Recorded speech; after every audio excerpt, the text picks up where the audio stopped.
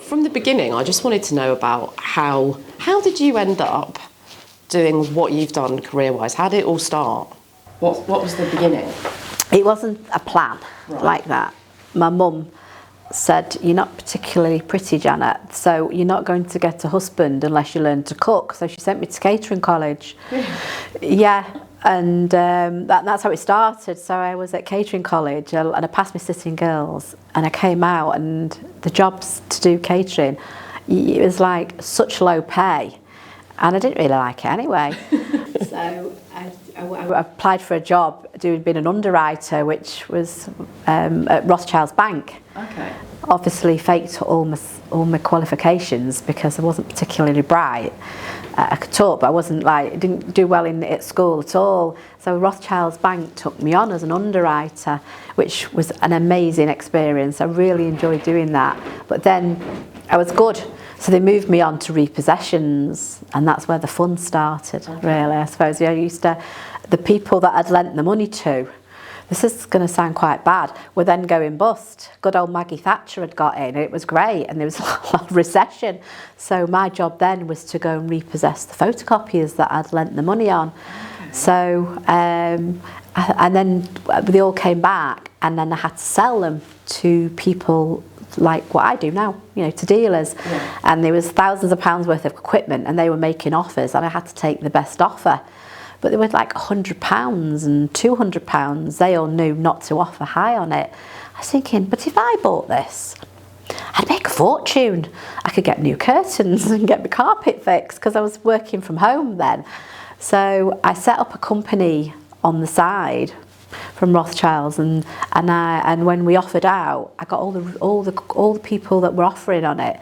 My company, which was called Woodbank, because it wasn't an inventive. I lived at Woodbank. Oh, I call it Woodbank. So I bought all the equipment. I documented everything. So if ever I was found out, I did it legally. Yeah. My offer was always higher than everyone else's, obviously, because I took the offers anyway.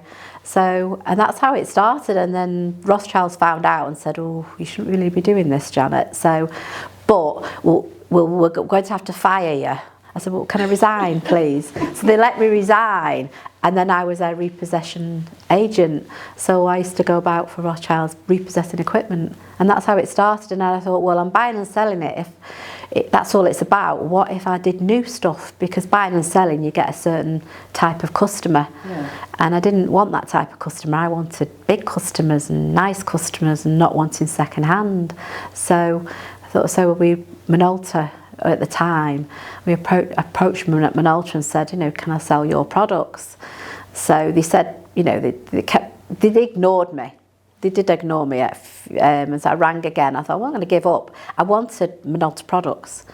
I wanted Minolta because they were a better brand. So you'd identified that right from the beginning. And I wanted to be the Waitrose of the copier world. I didn't want to be a Netto. So I didn't want any other equipment, Minolta. So they eventually came to see me and said, "Well, yeah, that's fine. But in the meantime, I'd studied the area and why they should give me a dealership." And Stockport was having massive investment.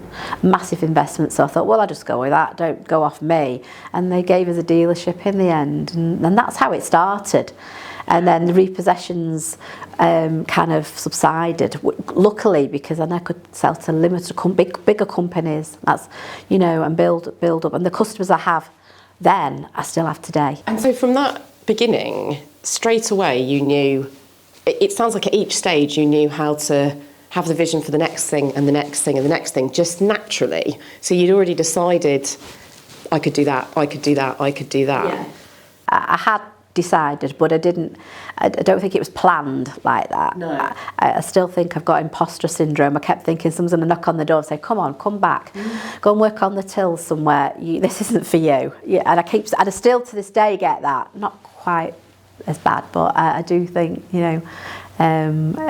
I do worry that I've got imposter syndrome, and I know that. I think that's an interesting aspect as well, because even now, speaking with all your experience and success, that can still feel like you're not going to have it forever, or you're not going to keep it. It still plays a part, doesn't it? Huge part. I still get that. And that beginning, so the relationship with Minolta then and then Konica Minolta has always been from the start of Woodbank in that business area? Always. I know you are working from them, but they are brilliant to work with. And although they're hugely more corporate, they still feel like a family business to me. They are hands-on and they do care about the dealers. It is a nice relationship with Konica. And for you also, it was quite product-centric initially as well, because I know that's the feedback we get about the Rolls-Royce element of our products and services. You are particular who you take on. That many of the other dealerships and the manufacturers, well, if someone is interested, they'll take them on no matter what.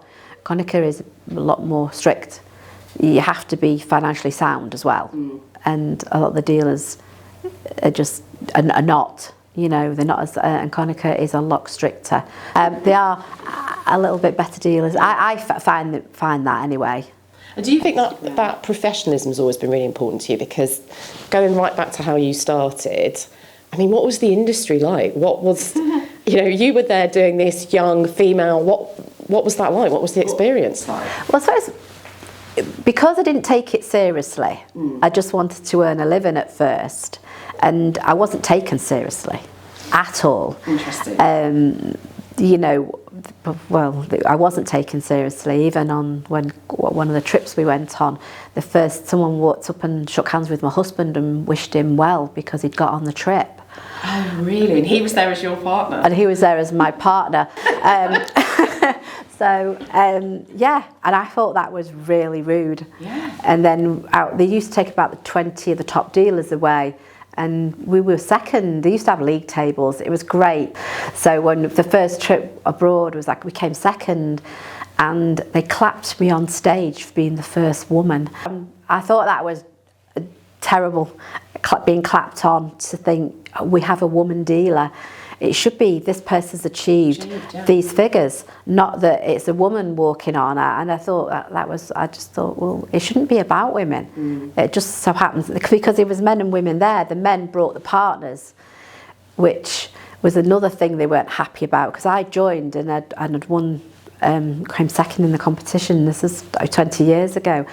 A few of the men had complained, we have to bring our wives now. It used to be a men-only trip, which used to be quite wild. And then they decided, well, heck, we're going to have to bring a woman along now. What we're going to do? So they decided, instead of being 40 men, it was 20 of the top dealers. You brought your partners. So, but then others who were actually congratulated me and said, this is great. He said, I work all year, it's somewhere, and I talk about work. My wife is so pleased.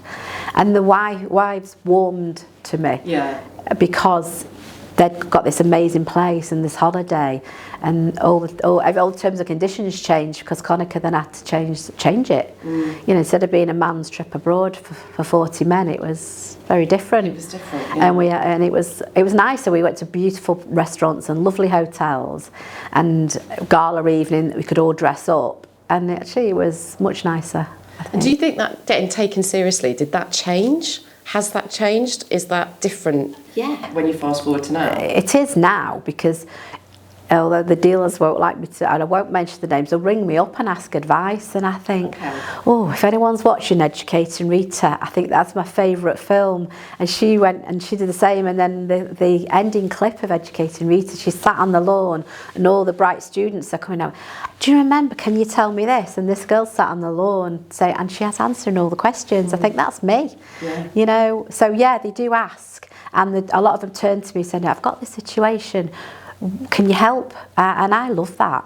I love it. Secretly inside, they probably, I just think it's great that they can now ask me, and I know the answers. And you're giving that experience to others. I mean, we've been with Konica 29 years, and there's not many left that are still with Konica after this time. And the ones that are left, like thinking about retirement, or they're not looking at growth. And I feel I'm a new company every day. You know, I don't feel like, it's a long time in business, and I don't feel it is. That's what I was going to ask. Do you think that's because your ambitions and visions changed, and that's what's really interesting for you? Have you still got that desire to do the next thing with how different it is now in a technology world, isn't it? Gosh, yeah. technology has changed. I mean, 25 years ago, you used to knock on doors. You were like a double glazing salesman. Yeah. You know, and me being in the industry all that time ago, I was trusted. It was so nice being in the industry because I think women are more trusted than men. Men used to go out and sell, and I used to do extremely well. You know, not because women are trusted. I think they still are to this day. I think we're, you know, if I don't go on as many appointments, I do try and do a few, but we're trusted more in this industry. And what has changed? Yeah, you're more consultancy now. You're not selling. I don't think you're selling yourself and your company. Yeah, there you were selling a machine. It does this, this, and this, and it's this amount of money. Now you don't even talk about that. You talk about the future with us. You know, you've got to think that person. I always think when I go out to see someone, you're my customer for life. Don't talk about today, talk about what you're going to get in the future. And that's what I instill in sales guys. And I call them sales guys, but they really do consult now. It's a very different sales nowadays. And how does that shift for you in terms of, so there you're talking about now you've got teams of people, right? Yeah. You've got people that your company, your culture. How have you made that be what you know it should be? How you wanted it? How important is that for you, your company culture and what others represent for you? Years ago, I had a mentor, and he was brilliant. And if you set the foundations of your company up, everything else will flow. It's the same as the house. If you haven't got foundations, your house falls down. So I think from very early days, and I'm going to say slow and steady wins a race, because I know there's companies that have far exceeded me and grown faster, but my growth has been an awful lot slower, but we're steady and we're strong, you know, and we are. So I instill that in the guys. They see what we do, and we do have culture. Yeah, we have a great culture. We want everyone to trust is one of our main words, and not trust each other. And then customers will trust you. Your company's trustworthy. You know, and then if that's instilled in every single person, you soon find out if they're not a good fit. So we have had staff come and go, and so you shouldn't be afraid of that ever. It's too important, isn't it? Oh, I think so. Yeah. People at work, that's too important. I think trust is a great word, and the people around me, just trust in them and employ the best you can. At first, you think you don't want anyone better than you. But that's so wrong. The people I've got working around me are superb, and they really are. So you get the best you can. I think that's really interesting what you said there, because I think that is something that a lot of leaders and business owners do fail at, is that you don't want to bring in brilliance for how that makes you feel. What's your thoughts about whether, as a female in business and leadership, you find it easier to allow others to be brilliant? Do you think that's a difference ego-wise between men and women and their leadership? I'd say so years ago, but not now. Not now, although I still will get letters through the door to Mr. Bowden. Really? Yeah, they don't get opened. But the culture's changed, well, between men and women. It has got better. And I think Conacher's got better as well, because they didn't know how to deal with me at first. But now, I'm just the same as every other partner and any other dealer, really. You do treat me the same now. And I think my team, there's my two ladies who work for me, one's been with me 20 years and one's 17. Oh, okay. So come with you through that They've time. come with me, and the sales staff are very steady now. Yeah. So is it a difference? I think nowadays people do accept women in business, and I don't think we should really say women in business. It's just women running a business, isn't it? It's just business. It's just business, isn't it? It shouldn't be made a thing of at all anymore. And what did you do in days where it was more challenging and you weren't being taken seriously? How did you get around that? Were there things that you did, or did you just, as you said, slow and steady carried on? Because that's someone else's problem. You just deliver and prove. What did I do? It probably sets you back a little bit, really, because you think, should you really be doing this? Yeah. You know, when I first started in business, it really was just to look after my son and pay the mortgage, and never once expected I'd be where I am today. But as time goes on, you think, oh, I'm enjoying this. Oh, I can do this. And as you just change as a people, don't you, really? And you learn an awful lot. Does it set me back? Yes, it does. It did set me back at first, but it doesn't, not anymore. No. I mean, what's interesting with some things you're saying, for people that you work with in the industry, for the teams, your company, and probably also for your child, I can guess, there's that, you're an example, aren't you? You're a role model, you're mentoring people. You probably don't see it like that, but there's lots of examples you're giving there about how you've focused on helping other people develop and grow with you as well. Yeah, but you should. You know, it's a lovely experience seeing someone coming through. We've had a young lad that started as a junior. He's actually now ahead of his IT department, and he's brilliant. He really is brilliant. But we've nurtured him and trusted what he's going to do, and brought him on. And I love his transformation. I really do. And well, Emma came, and she's now head of accounts, and we've nurtured her. But if they've got something there, you know, it's quite easy to get out. And they look, I think training someone and spending time with them and trusting them, it is. I think I find that rewarding. Yeah. I look back at some of the people that work with me, and I just think, yeah, that's great, and I love to see it. Did you have anyone do that for you? No. So you, because I've not heard that in your story so far. So you pushed yourself, and you got yourself where you needed to be. I'd say my mum said go to catering college because that's the only way for that husband. Yeah, and then my dad always used to say the middle one. Well, what are you going to do? Because your sister's pretty and your brother's bright. And I remember to this day. Wow, so really boxed in. But you know, and you learn yourself. Don't ever bring your children up like that. You know, mum and dad. You know, were not. They weren't good role models. No, no. At all. So, but in that, you still had that direction in that. Yeah. I think it's strength. I want, you know, yourself. I wanted to just do it. I just wanted to prove, and I wanted nice things in life. And you know, my brother and sister are really proud. You know, but then every now and again, my brother slips up. This is my thick sister, and sometimes I don't like that. Yeah. And then he'll go, I know, but Janet, but you were. And he's probably quite male chauvinistic as well, really. So I think it's interesting because some of what we're talking about, I guess, is about that underestimating people, isn't it? And actually not believing as much. You had that self-belief and drove that forward, because other people and the industry and business was saying, that's not for you. Oh, definitely. On the trips, some of the dealers will come and talk to you, and they'd come over, and I don't think they'd ever expect to see me again. Yeah. You know, and then the next year I was there, then the next year I was there, and then the next year I was there again, and then they realised, oh, and then one of the big highlights of the trips is they pick a dealer to give a talk to everyone else. And to do that was like very nerve-wracking, but I stood up in front of them all and give a great speech. Has there been really difficult times? Cash flow is the worst thing for any company. Yeah. But that was probably hard. When we first purchased this building, that was a high. We'd come from a rented place at Strawberry Studios.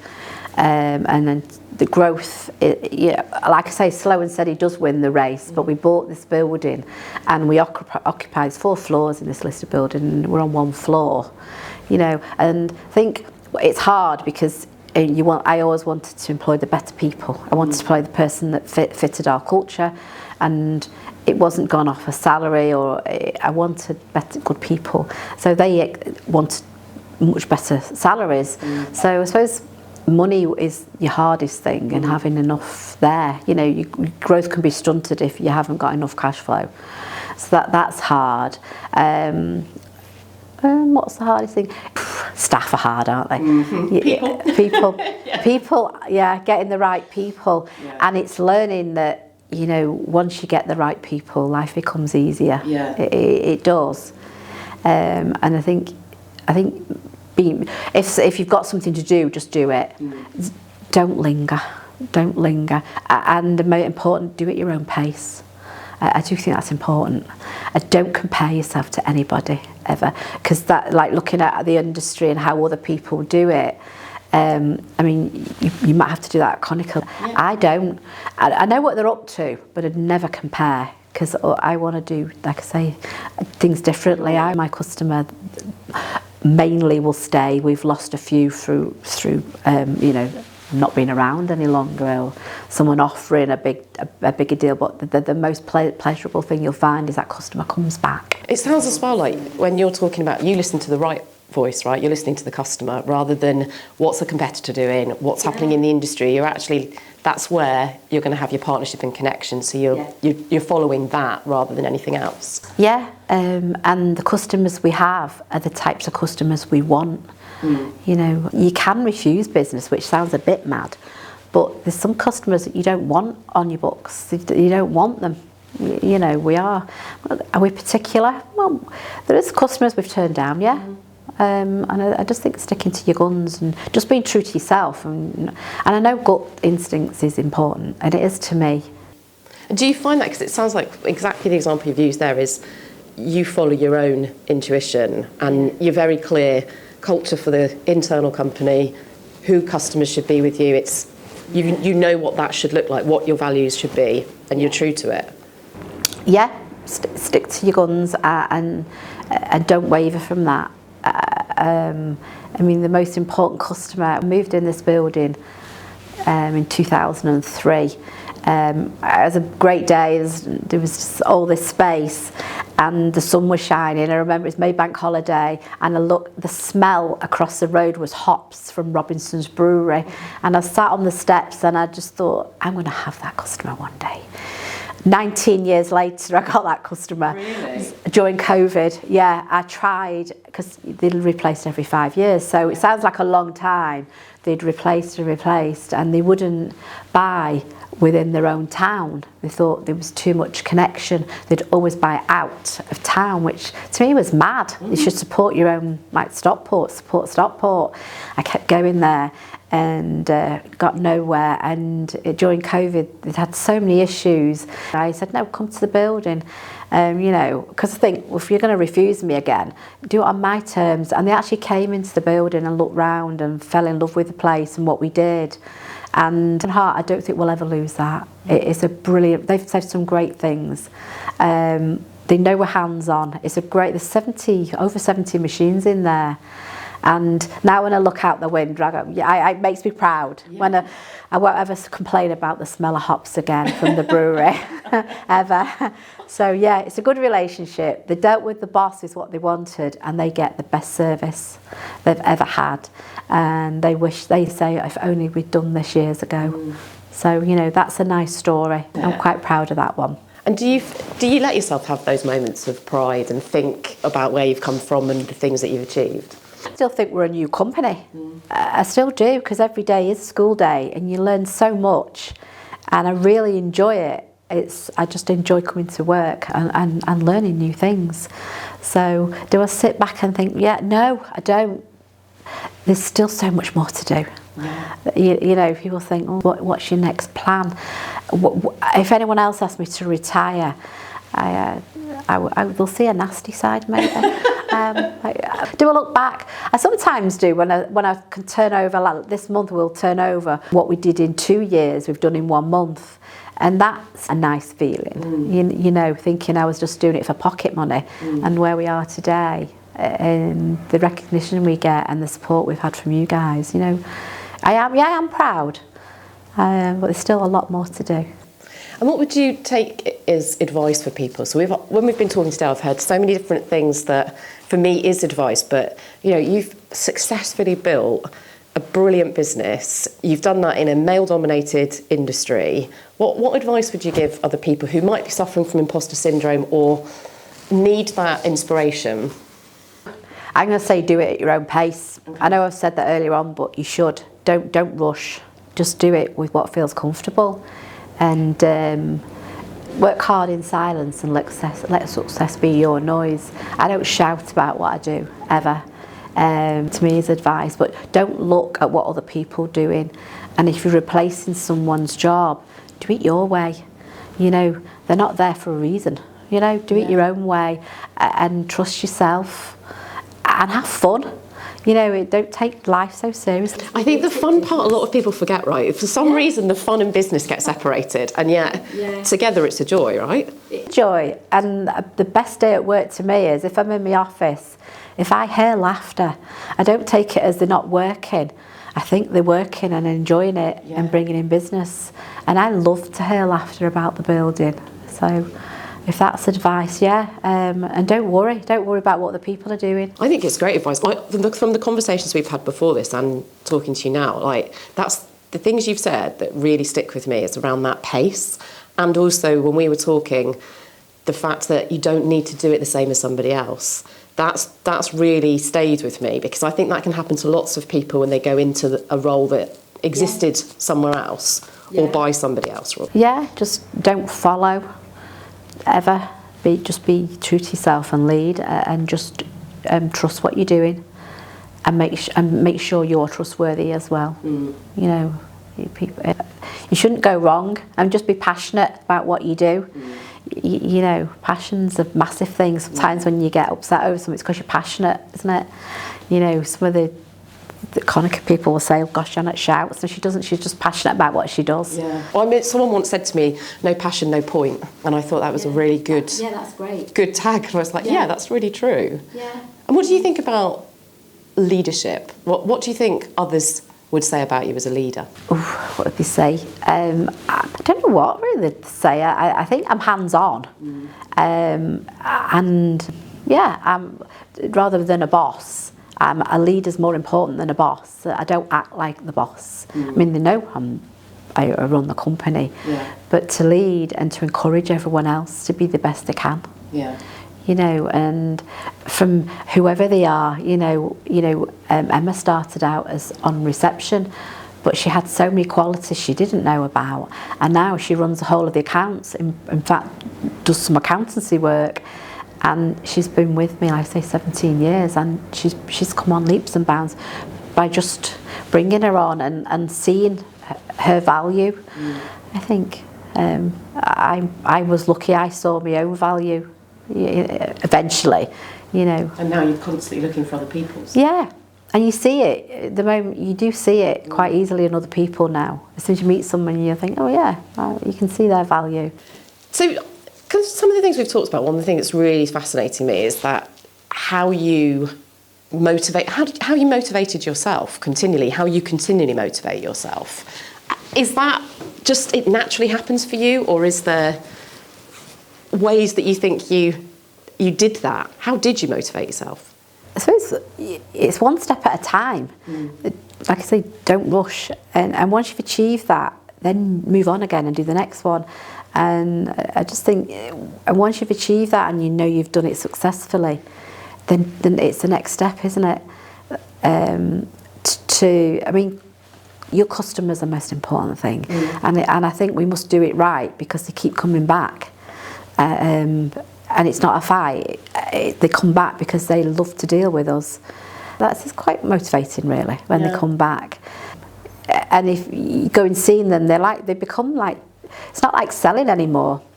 You know, going back to a customer, it's quite easy to do once you look after someone. I mean, it's life. If someone looks after you, you'll always go there, won't you? Yeah. And if you get good service, sometimes you'll pay a little bit more. You know, and if the person barters, they're not for us, are they? So it is quite inspiring when you can look out, or if you're driving down the motorway, it's really sad, and a van passing, you go, oh, that's my customer, that. And then you see a building, oh, that's my customer, that. And they've chosen you and your business.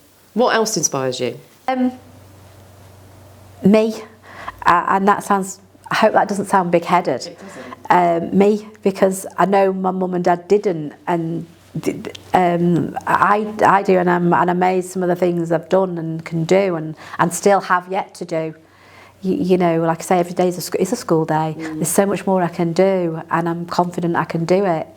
There's so much growth left in the company. There's so much more to do and grow. And the more you encourage the team around you, the easier it is to grow. So I think I inspire myself. I can't think of anyone famous. I go, they are an inspiring person, but no, it's me. Dinner. Yeah, it is. Yeah, and coming to work in the morning, it's just a pleasure. I can't wait. Sundays are my nightmare. I just can't wait to get in on a Monday. And when you hear the girls saying, oh, thank goodness it's Friday, I think, no, it's not. Thank goodness Friday's for me. It's like, oh, thank goodness it's Sunday. So yeah, I do inspire myself. I know there's so many business books, and I'm not saying you shouldn't read, but it comes within. Yeah. And don't be in a rush. Enjoy every day and take it at your own pace. No one else's. Don't. Advice is great, and I when I first in business, I visited other dealers, listened to all their advice, took none of it, and did it my own way. But it was good to see them all, to invite it to all the other dealers and see how they run their companies. And you take the best bits, but there actually wasn't very many. So I did it my own way. So advice is just, you don't have to be university educated to run a business at all. People think you should have all the qualifications. I think life experiences and being true to yourself and do your own pace. And no matter what, it's not a man's world or a woman's world. I don't think it should be. I don't think you should even enter your head. Just do what makes you happy. And don't set yourself any limits. No, you shouldn't. No, and once you've crossed the first bridge, the next bridge, and just keep continuing, and until you don't enjoy it. If you don't enjoy it, you shouldn't do it. If you enjoy it, you're going to exceed anyway. You did it at school. I just loved maths. It did help. The maths teacher was pretty gorgeous. But if you love maths, you will always excel. And I was good at drama. I was rubbish at English, So it's the same in business. Do what you love. And if I'm not good at something, pass it on. Don't worry. You just pass it to someone else. Mel has taken so much of the stuff I don't like, and she relishes in it because she loves it. So you get others around you thriving, right? And that's good for your business too. Don't keep it all to yourself, which I did. Don't be a control freak. Just pass things on. Did you have to lessen that as you scaled up? So obviously initially it would have been everything you did was the reason you were successful, but once you have to get into employing other people and scaling up, you have to think more about where your skills are and what you need from others. Just to step back sometimes and let them do it. And if they don't do it your way, good, let them do it their way and just chill. And if they make a few mistakes, let them and help them and nurture them, but let go. If you won't grow unless you let go. He said, yes, I did. I answered the phone. I did the accounts. I could even service a photocopier. I used to pick them up and put them in cars when I was a lot younger, and flat shoes. And but then you learn. Just grow. You won't grow unless you let go. And then find your niche, what you're good at. But when you're first in business, of course, you're hands-on with everything, aren't you? And you should be. Because if someone asks me a question now, I know the answer. It might not be about what I do, but I know their roles. Because I've done all those roles. So I think the way you speak, you're so intuitive. That's what you're following all the time. You're so certain that you trust your direction and what you think and how you should make decisions. And I will and have and still will make mistakes. And I don't think you learn anything until you make mistakes and learn by it. Yes, I'll make them every day, but learn by it. Don't be frightened of doing something. There's big decisions and there's also some big risks. That's the fun bit. You have to do it. You just have to do it. Don't play by the rules. I was going to ask you about risk because obviously you've got quite a comfortable risk-taking approach, I'm guessing, to build the business to how you have. How is that something that doesn't terrify you then? You can weigh it up, you see what's going on, you take it. I wouldn't always take the easy route. Okay.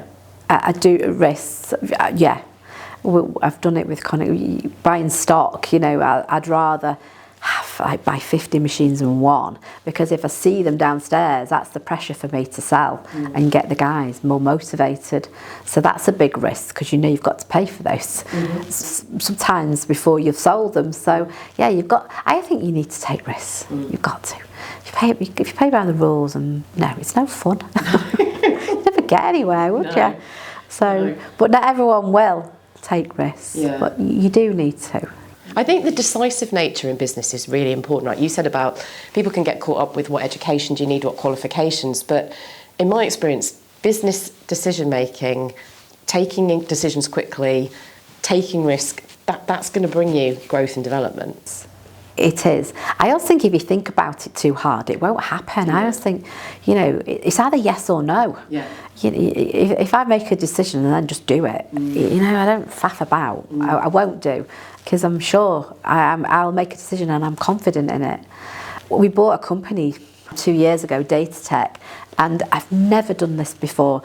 And there was a wad of paper this thick to read through. Well, forms and me don't get on. So I thought, well, I know what I'm paying for it. I know it's going to bring in. I've got a solicitor. Why do I need to read it? So we just signed. It was a bit nerve-wracking, very nerve-wracking. In fact, really nerve-wracking. Yeah. But I thought, well, solicitor, paper, and we just did it. And it's now paid for. It's now part of the team. You wouldn't have even know we bought it because we're all the same company, and it's as if they've always been there. So I'd love to do it again. Would I do it differently? No, I wouldn't. Do you think your confidence there in that, because you're okay with the mistake, even if it hadn't gone the positive way, you're all right with that too? Because you know how you could rewind it or do something different. I knew what the basics were. I knew what all the customers' names. So, and I knew what the money it would bring in. Even if we lost, you know, 10%, it was still bringing in more than what I spent for it. So there was not really a risk. Yeah. And their types of customers, and the guy that, you know, when I spoke to the gentleman who was selling it, he was so like me. He just was, just in trousers and a suit. And I thought, and all his customers were the same. So they were just, it was easy. It was an easy thing. We weren't buying a company that didn't have the same culture as us, that didn't have the same values. His values were just the same as mine. What could go wrong? You know, you could have thought about it and studied it. You might have backed out, I don't know. But I knew it was right. I knew nothing could have gone majorly wrong. Was anyone else advising you to read all that paper? The solicitors said, well, you know, I'm paying you to do it. Why would I? Well, just in case I've missed anything. I said, well, you won't have done. That was it. Yeah. It was as simple as that. So, I mean, it was still a lot of money, but on the grand scheme of things, what it was bringing in, it's all done and dusted now, and I'd like to do it. I'd like to find another one. Part of your growth plan? Yeah, it is. So, yeah, we've not finished yet.